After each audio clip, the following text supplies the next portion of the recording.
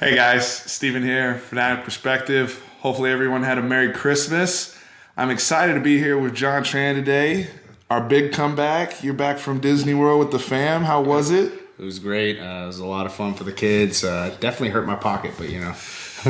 I can imagine, especially this time of year. Yeah, absolutely. But it's good to have you back here in Austin. It's great to be back. And we're excited. Sugar Bowl. I just want to say, as a Texas fan, this time of year, just being back, big bowl game, a New Year's Day bowl, a Power Five, a big time bowl game to be, a New Year's Six bowl. I'm just excited in that regard. Happy to be here. Hopefully the players don't have that mentality of happy to be here. Hopefully our players have we belong here mentality. I agree completely. Let's go over kind of the tail of the tape for this game. So Georgia coming in is 11-2. They're fresh off an appearance in the SEC title game. They had a rematch with Alabama off their national championship appearance the season before. Lost both games in a very similar manner, where roles were kind of reversed with the Alabama quarterbacks, but they kind of got done in from a comeback fashion both games. Both games somewhat controversial. We come into the game at 9-4 off of a Big 12 championship game loss to OU in our rematch. Another closely contested game. So a lot on the table for both teams. Just, early, impressions before we get into this next week. What are you thinking about this matchup, Georgia, Texas? So when we actually did quite a bit of prep for this video for this opponent, and going down to it, both of us are kind of statistics guys, and also not to read too much into statistics guys. Yeah. You got to kind of find that balance. We've noticed there's quite a bit of similarities between these teams. Yes, we're more of a passing team than a running team. However, we want to get to where they are, where we have 2,000-yard backs along with our high-powered passing game. They take care of the ball. It goes down to even the quarterback comparisons. If you look at the numbers comparative to Jake Fromm and Sam Ehlinger, you see very similar stat line.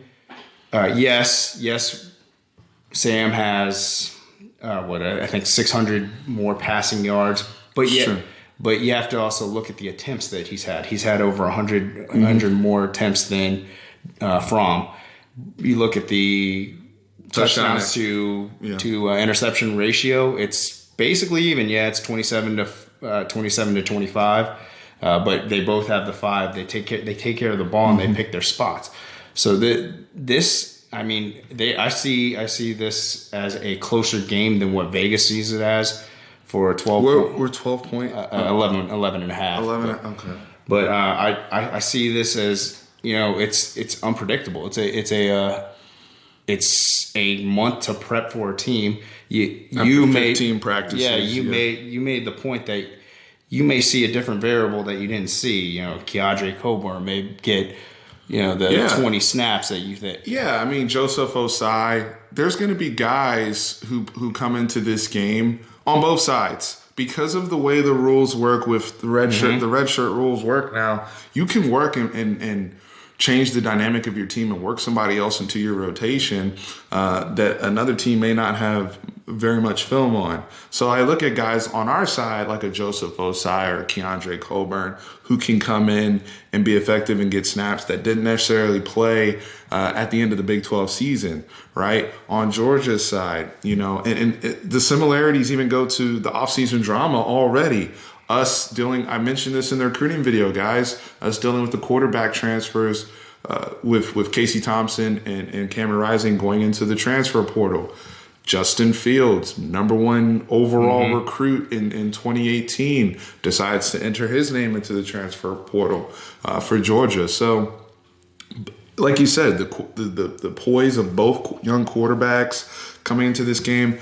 I want to ask you a question, just starting off, because we want to kind of break this down in terms of how these teams are going to match up against each other. My first question to you is, as a Texas fan, what concerns you? What are you most concerned about when you look at the Georgia Bulldogs, and we've gone through this prep and whatnot? What really jumps at you where it's like, that could be a problem for us? I actually have two. I think the offensive line, their offensive line is very physical, and our defensive line hasn't been the greatest against that. However, we can counteract that with the speed of our linebackers. Sure. But the main one would be Isaac Nada. Really, the tight end, yeah. I feel like he was all world when he got there too. He's big time recruit, and he's been delivering. He plays into their system perfectly. They want to run the ball, and then hit with the play action pass. And if you look at it, you can't really look at the yardage that he has, because I think he's third on the list in receiving yards. You have to look at his receptions. He's I think second on the list. There's the leading. It's Hardeman. It's Hardeman with 33, and he's just right below him at 3 with on third on the list with 29. So that's with him, he's a physical player. Yeah, physical in the run game from a blocking perspective. He's a five tool tight end, because he also can run after the catch. You look at the Alabama game. Catching traffic, he caught that ball in the end zone between the safety and the linebacker. It was Dylan Moses playing underneath, and he got smashed while both of them held on to the football. Very physical player, can high point the ball. He can do it all and he kind of controls, like, in the middle of the field, safety net for Jake Fromm. Absolutely. For me, it's going to be that run game. Yeah. And to your point with the offensive line, but when you look at DeAndre Swift and Elijah Holyfield and even Cook, who was another all-world recruit they had at running back, those guys are going to present a lot of issues. We faced some really good running backs this year. Justice Hill, all the brothers at Oklahoma. The second half with Montgomery. We faced some good backs this year, but nothing like this. These guys, you look at the amount of tackles they broke in that Alabama game, and how hard they run, and they all complement each other very well. Swift is out amazing in space to me, and he's great catching the ball in the backfield. They're using him a lot on swing passes, safety valves. So our guys on the perimeter, whether it's our nickel guys or even the outside linebackers, we're going to have to be really buttoned up on the edges and make open field tackles. That was something that Alabama struggled to do. Not because they struggle doesn't mean we're necessarily going to struggle with it, but obviously them being a very highly regarded defense, it is concerning to see Georgia exploit that against them on tape. Looking at the Georgia passing attack, I like Jake Fromm. I'm a Jake Fromm fan. I really am. I'm going to say that. He is so poised, and he's played so much big-time football at a young age. That's the key, right? Yeah, that he's played so much. I think he's 23-3 as a starter or something like that. It's very, very impressive what he's been able to do his first 2 years at Georgia. And what I like about Jake Fromm is he got better freshman year to sophomore year. Freshman year, he was really a game manager, and he was a guy. He made some big throws in the playoff game against Oklahoma, and even in the Alabama game last year. But this year, I'm seeing him off the play action and just in general within the framework of their offense, throw the ball downfield. His arm has even gotten stronger. The touch he has on the football. There was a throw he made against Alabama, I believe, to Hardeman, where he throws it over the shoulder. I think it was Shazer on Alabama, who had him perfectly covered. Shazon, and he drops it in the bucket. Whole bunch of drop in the bucket throws. So that's a guy who, from a Texas perspective, I'm looking at Todd Orlando to dial up some stuff from him for Fromm to get him throwing off his back foot. Because the one thing that he doesn't have is that mobility, elite mobility. We faced a lot of good quarterbacks in the Big 12, and I think that's going to help us in this game. The Will Greers and just getting off of Kyler Murray again. Yeah. So we're used to facing guys who can throw from the pocket and throw with great touch and effectiveness. Looking at the LSU tape, and I know Georgia fans going to jump on here and say, well, the LSU game, Fromm got way better after that. And that's valid. But there were some mistakes and some misreads he had because of pressure and coordinated pressure that they had at certain spots in the game, whether it was nickel blitzes, stuff like that. That plays right into our alley, because what are we really good at? Blitzing from the nickels, blitzing from depth. That's the Todd Orlando special. And I think that's one way we do match up well with the Georgia passing game. Let me ask you this. What are our advantages coming into this game? Because I feel like with us being 11.5-point underdog, everybody's like, oh, the SEC is going to blow through another Big 12 school, blah, blah. But I think there's some things we bring to the table that are going to be issues for Georgia. I'm going to actually go into our run game. Like they're saying, our run defense. Sorry, not our run game. Okay. Sorry, our run defense. Our run defense is 100. We average 154 a game. But you have to take it once again. Going back to the statistics, there's a couple games that just raised that by 10 yards per game, and that's Maryland game included. Yeah, Maryland game included. But we also had to deal with Kyler Murray, who put up, I think, 115 the first game against us at the run from the running back position.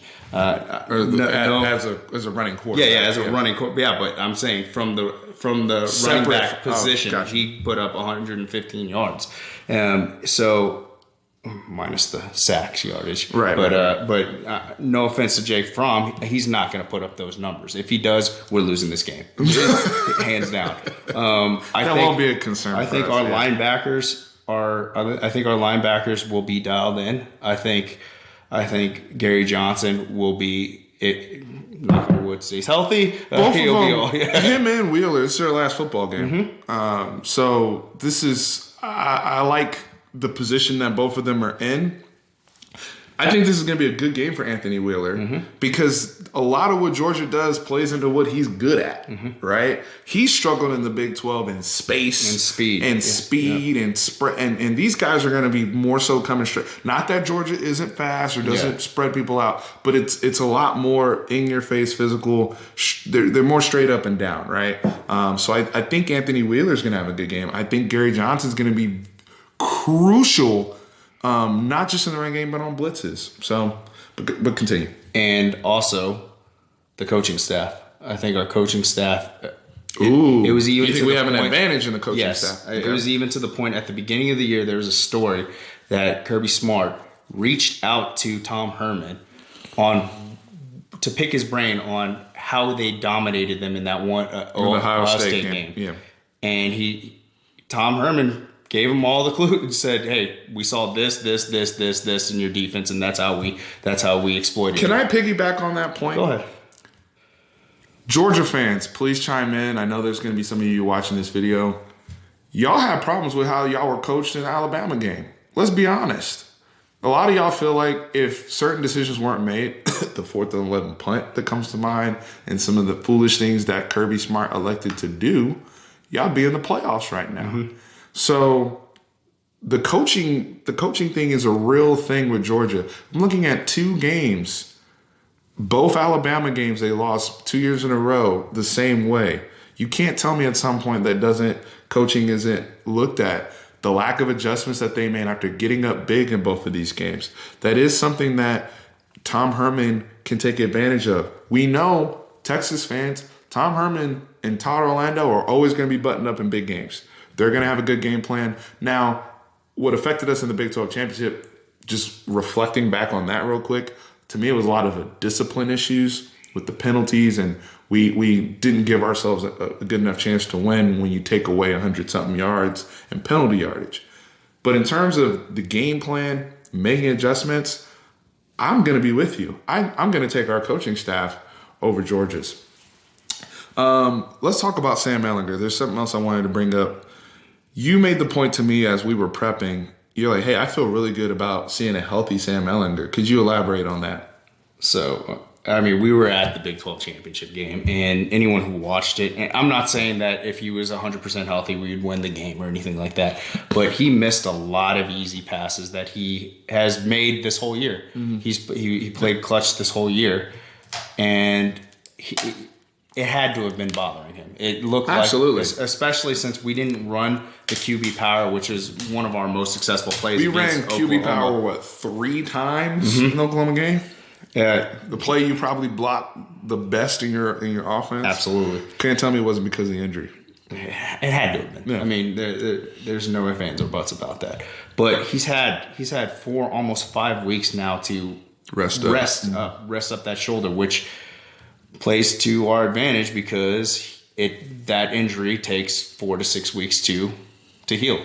That's if you're just rehabbing it perfectly, which I'm pretty sure he did.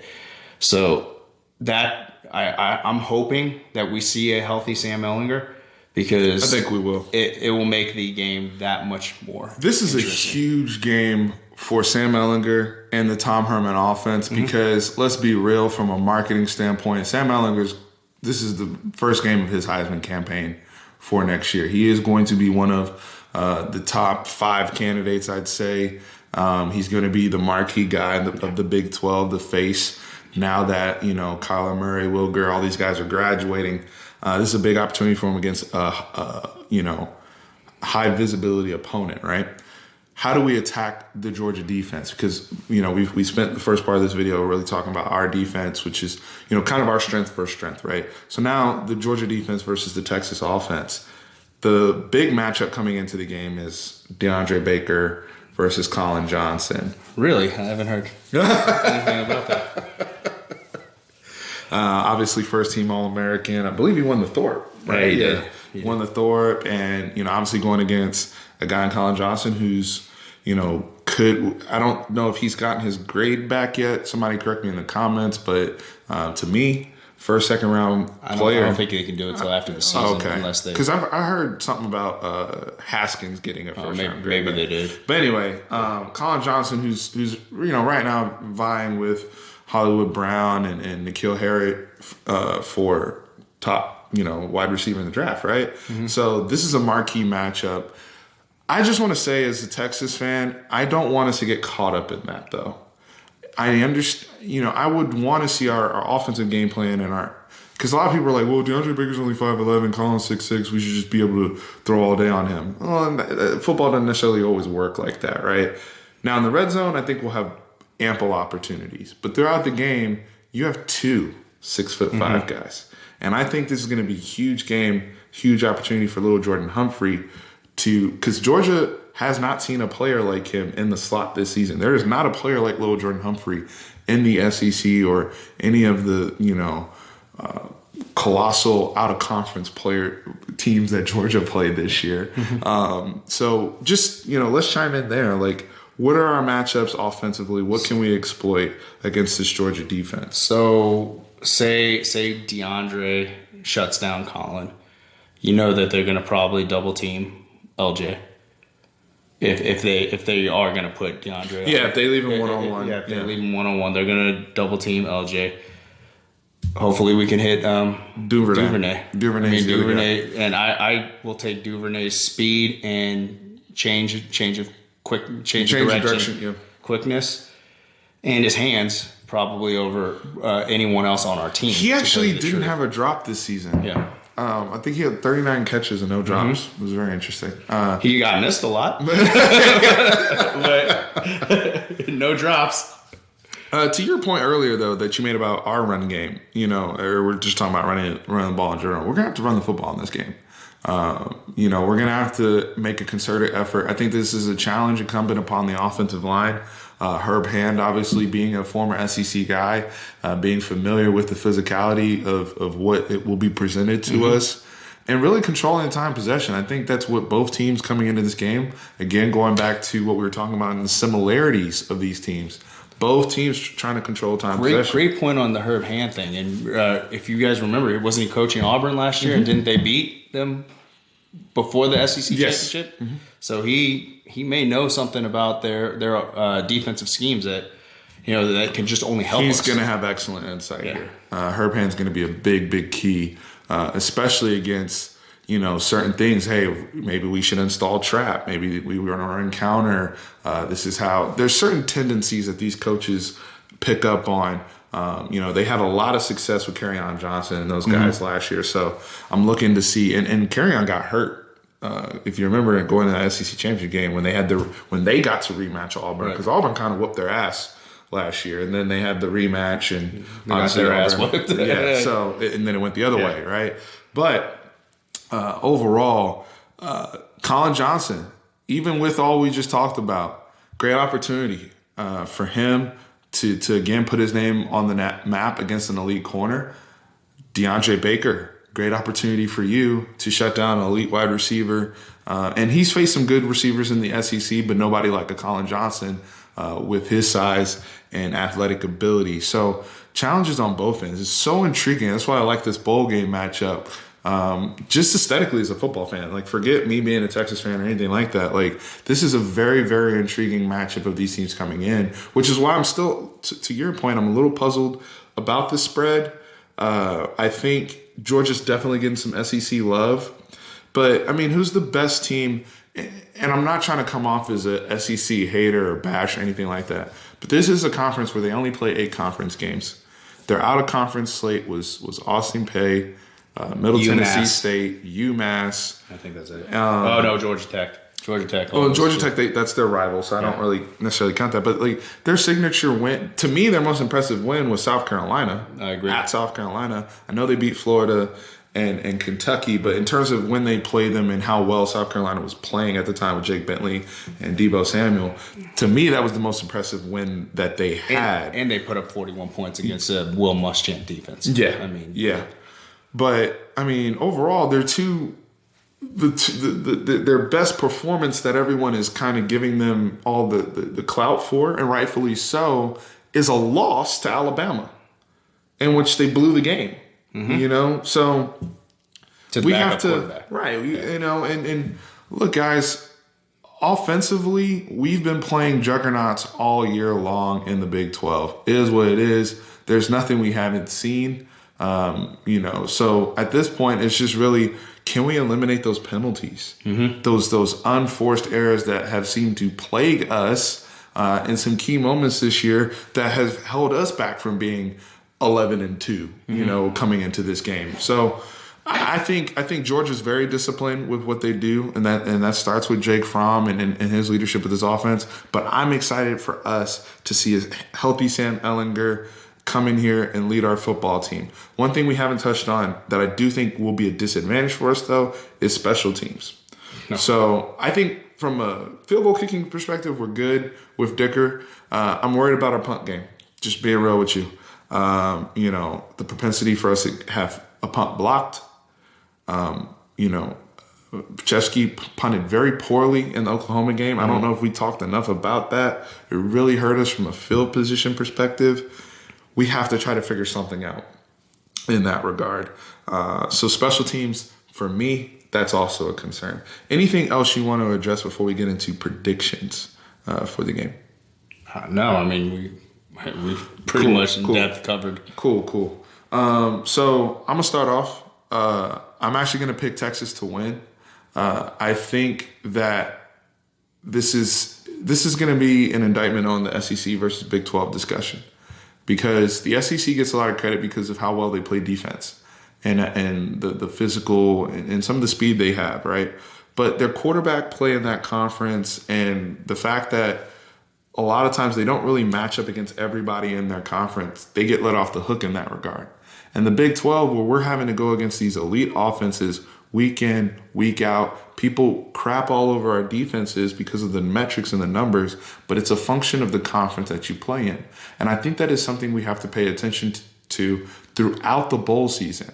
How do these Big 12 defenses perform against other people's offenses that aren't, like when West Virginia is not playing Oklahoma State, or we're not playing a Texas Tech offense, right? Because as good as Georgia is, they don't present all the things you have to worry about with the Texas Tech. Now, unless you can't stop the run and they just cram the ball down your throat and control the clock, then there's nothing you can do about that. An SEC guy does have a point there. But what I'm saying is, from a quarterback perspective, like, you know, I watched Georgia get carved up by Joe Burrow on LSU. What would you say, he'd be the 7th or 8th best quarterback in the Big 12 if he played in the Big 12? He would start on TCU. I think Shane Buechele's better than him. I'm not trying to be, you know, an ass. I think he was listed as a grad transfer, possibly. Yeah, I mean, but like, in all seriousness, like, we've seen, and Jake Fromm's an excellent quarterback. Mm-hmm. He just, you know, he would be one of the best quarterbacks in the Big 12. I told you I'm a Jake Fromm fan, but I'm picking Texas. I think Tom Herman is an opportunist, and I think he's a guy who sees this just like he did with the Florida State bowl game at Houston, and just like he did at Ohio State when they played Alabama. These games, he gets his teams motivated. He is prepared. He will have things buttoned up. I don't think those penalties will be an issue, and I think we're going to be able to put some points on the board against a Georgia defense that's good but not special like they were last year.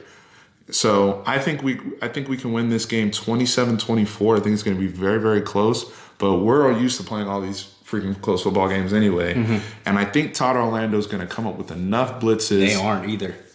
Going by that, they're not used to that, and all the close games that they've had. Yeah, and the close games they've had, they lost. So we have to look at that. But I'm going to pick Texas over Georgia. I know that may be surprising to some of you guys because I did pick OU to beat Texas. But again, I make these predictions with what I see and just watching these games objectively as a football fan. I do not try to pick as a Texas fan. So this is objective Steve speaking. I'm picking Texas to beat Georgia 27-24. What's your thoughts? Prediction? I'm not going to be objective. Personally, it's really hard to pick a game that, like we said at the beginning, that you've had a month to just focus and obsess about one team for. I'm going to pick Georgia, and the only fact of that is every big game I've picked the opposite team has won. So I want to keep that up. I hope that will happen still.